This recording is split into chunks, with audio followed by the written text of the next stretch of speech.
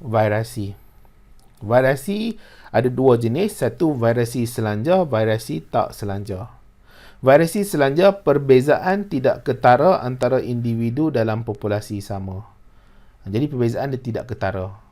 Okay? Dia berbentuk kuantitatif, boleh dipengaruhi oleh persekitaran. Contoh warna kulit. Jadi virasi selanjar ni tak susah sangat. Kalau kamu tengok graf ni, dia macam tak pernah ada beza satu antara satu sama lain. Okay? Dia selanjar lah. Dia bentuk bentuk loceng. Okay? Bell curve. Dia tak ada beza, contohnya macam ketinggian. Jadi ketinggian ni dia ada unit-unit kosong-kosong kan. Dia ada di tengah-tengah. Contohnya ketinggian 100 cm dengan 101 cm. Ada tak tengah-tengah antara 100 dengan 101? Adalah perbezaan. Jadi ada perbezaan. Contoh warna kulit. Warna kulit pun kadang-kadang orang dah warna ni kadang-kadang dia ada tone ataupun dia ada unit yang kita boleh letak sebenarnya. Kalau hitam tu, hitam yang macam mana? Dia ada boleh letak unit sebenarnya hitam tu. Dia hitam cerah sikit, hitam cerah sikit, hitam cerah lagi, hitam cerah lagi. Jadi dia ada di antara. Hitam yang gelap sungguh, hitam yang kurang sikit gelap dia. Kurang lagi gelap dia. Jadi itu adalah virasi selanjar. Maksudnya dia ada di tengah-tengah. Jadi dia ada di tengah-tengah dan ukuran dia tu akhirnya boleh membentuk bell curve ni. Ketinggian, berat dipengaruhi oleh keadaan sekeliling. Of course lah, kamu kalau makan banyak, berat tu makin tinggi lah, dipengaruhi oleh keadaan sekeliling. Kamu makan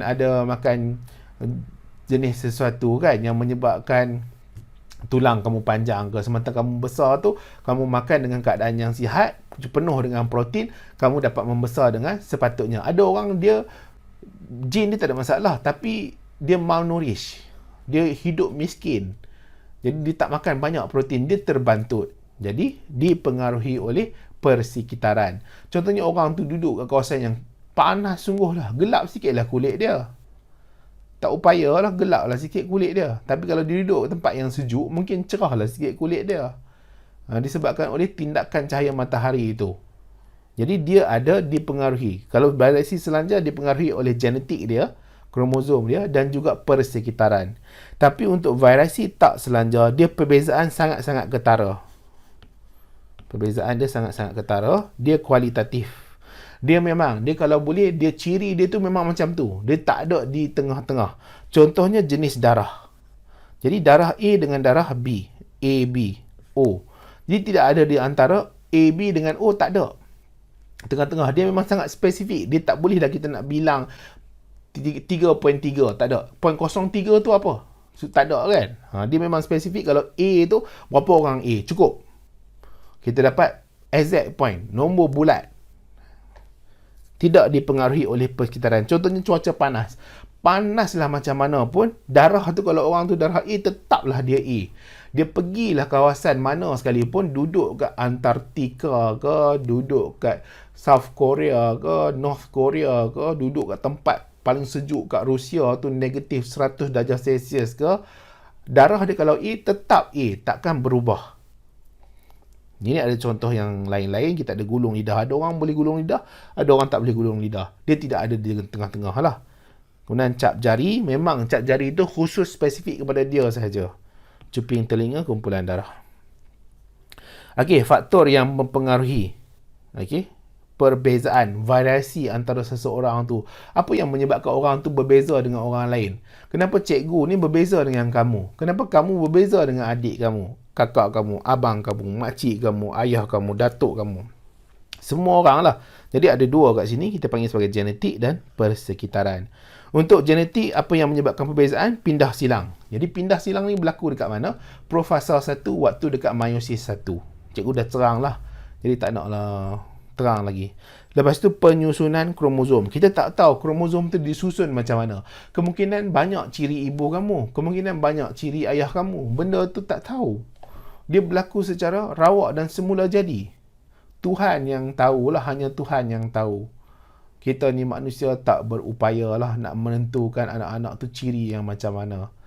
Kamu tu ciri yang macam mana. Apa ciri yang mak ayah nak ke anak tu kadang-kadang tak boleh. Kan?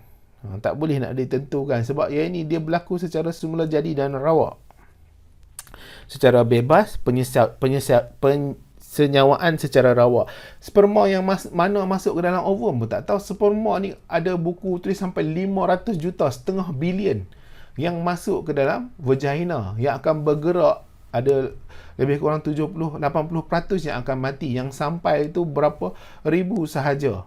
Tak tahu yang mana satu yang masuk.